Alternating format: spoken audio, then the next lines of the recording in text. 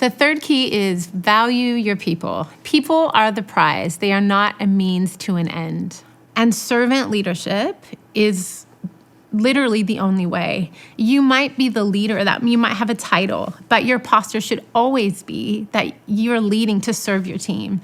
And we have the greatest example of this in Jesus. And he was Jesus, but everywhere he went, he served all. And so for leaders, even when there's pressure or there's demands on you to meet needs and to accomplish things and get jobs done, because that is the reality, we've got to care more about the well-being of the people than the work. And we need to keep their best interest in mind and care for them. And that will be inconvenient sometimes. It might look like sending somebody home that's unwell, even if it makes your job harder. It looks like taking interest in your people, not only in what they can do, but in their lives and in their families. It looks like letting your conversations be about things other than just the team or the task, but genuinely asking them how they are and listening and hearing them, making sure your only interactions with your team are not just taking place when you need something. I think a huge thing is to encourage people often. Tell people when they do well and champion people publicly. Don't assume people know they're doing a good job. Just speak it out and let them know. Always appreciate people. Never get tired of just saying thank you. Even if they do the same thing over and over, say thank you every time. And own mistakes. As a leader, I have learned to own my mistakes. And sometimes I need to say sorry. Sometimes I drop the ball or I don't do something well. And it's okay to say sorry to people that you're leading. And just setting aside time just to be together and have fun as a team, not have an agenda, but just to build relationship. We have learned to celebrate well, celebrate achievements, celebrate wins, celebrate birthdays, just celebrate normal life stuff with people, and make it clear that to the people on your team that the most important thing is not just getting the job done, but it's actually them. And you really got to demonstrate this, because words are empty if our actions and our decisions do not back them up. So you've got to be intentional. And the cool thing is we get to choose what kind of environment we want our teams to be. We actually get to set that environment, because when it gets hard, or the work just becomes a grind, or, you just have seasons where it's harder, or maybe someone's opportunity becomes less. It's actually the relationship, it's the people part that usually keep people somewhere. So don't underestimate the power of just loving your people well and creating we are in this together spirit in your team. The fourth key is communicate clearly and effectively. There is a quote that I love from George Bernard Shaw. He's a Nobel Prize winning writer. And it says, the single biggest problem with communication is the illusion that it has taken place.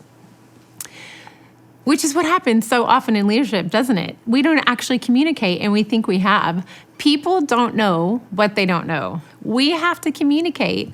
And this seems like the most basic common sense, but it is amazing how many challenges come down just to a lack of communication. So if you don't take the time to define your expectations or explain what it means to be a member of your team, then people might not know what they're aiming for. And when you don't know what you're aiming for, it is really easy just to miss the target completely.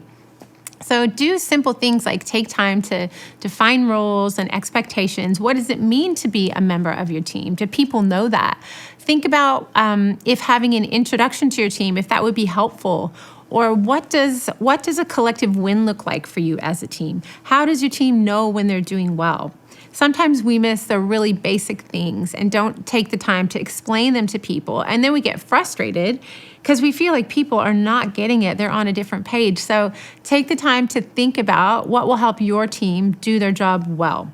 And be really practical. Is there info that they need? Are there meetings they should be at? Are there things they can do to prepare?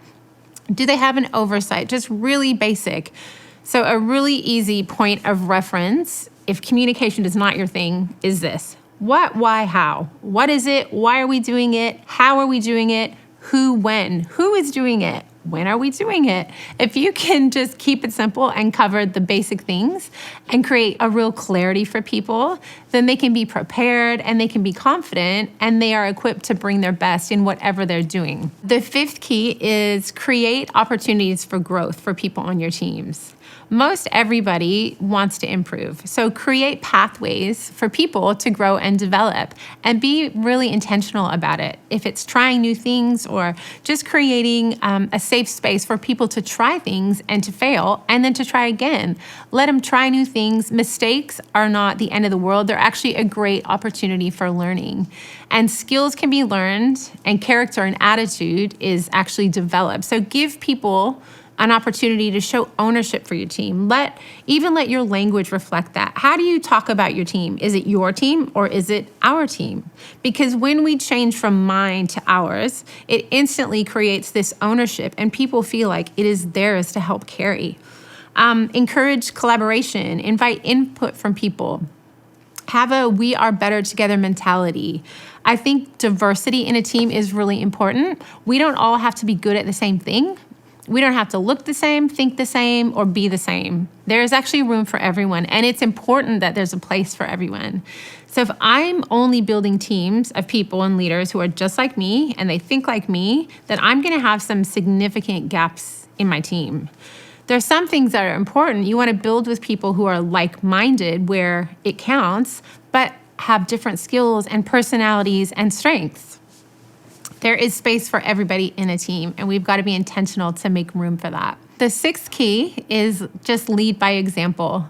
Think about the type of team member that you would love to lead and ask yourself if you are actually modeling that.